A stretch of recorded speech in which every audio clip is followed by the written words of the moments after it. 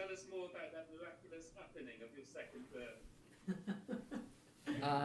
Let's see. I was a young woman, and 33. I had 2 children.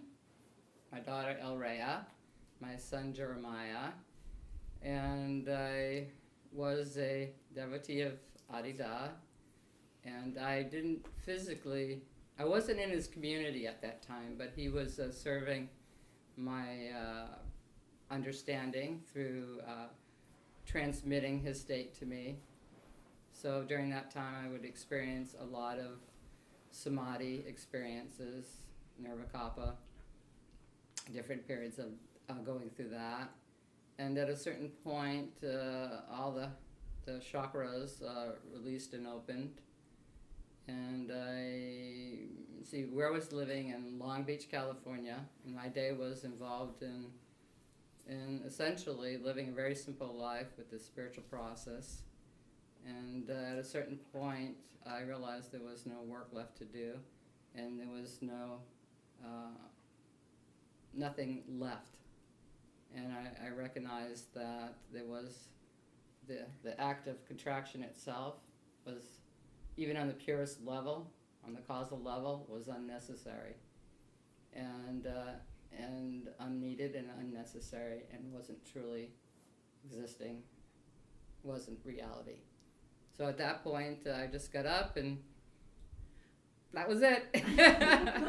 And after that period, I kept testing it to see if the contraction would return under any kind of life events, and it never did, and I understood why it never did. I was free of it, and I began to be urged by Adida inwardly to begin to serve others with my awakening. And I lived and began to meet different women at that time, and ended up going back to Pennsylvania with my husband and formed my first circle, and it was primarily women.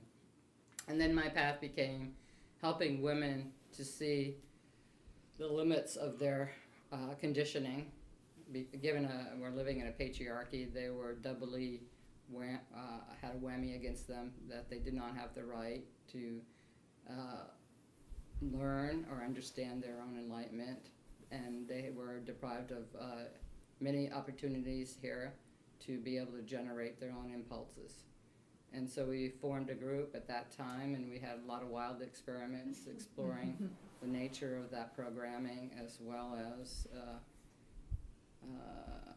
studying spiritual experience, spiritual understandings, working with, I introduced them to Adida and his teachings, as well as other teachers along the years. And that's how it all began. And that's been over 35 years now. I should retire.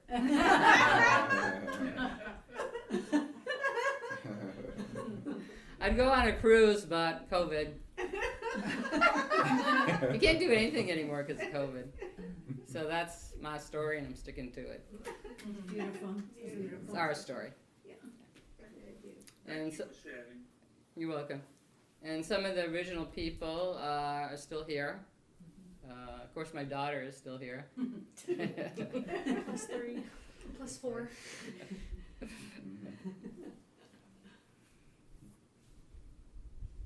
And Adi's death seemed to lift a veil of that he was going somewhere and that he left, or that he was someplace else on an island. And it lifted that veil, I think, for a lot of people. A lot of people now begin to feel him as their intimate, which is very beautiful.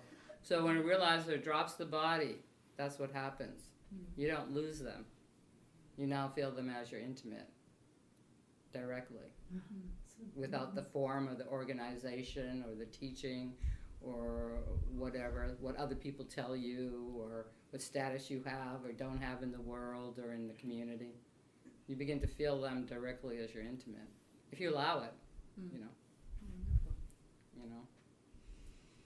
And so you don't have to mourn them very long, because becomes very obvious they're still here as your intimate. They found you before you found them.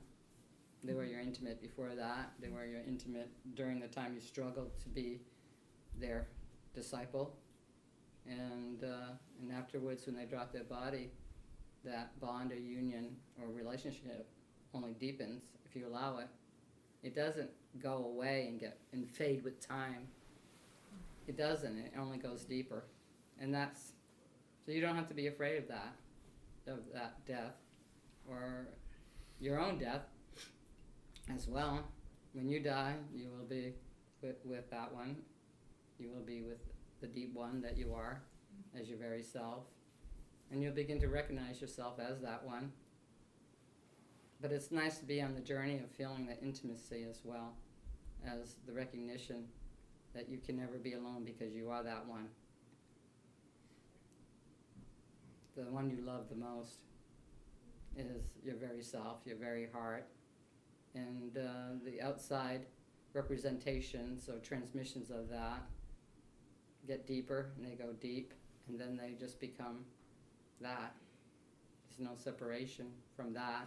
So you know you are that one. So you get to be God or goddess, you know. Ha! God, a goddess looks like this? Oh no. Yeah. Beautiful. Yes. Looks like whatever these body minds look like. That's what it looks like. Did you ever think you could be a goddess?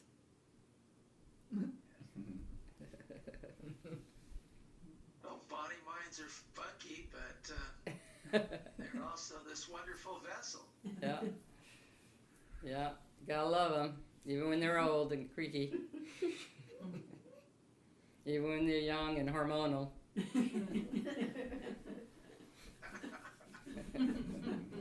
Every stage of life they give you trouble. But that's what we got. It's okay. It's hard to accept it at times. Everybody wants to be better looking.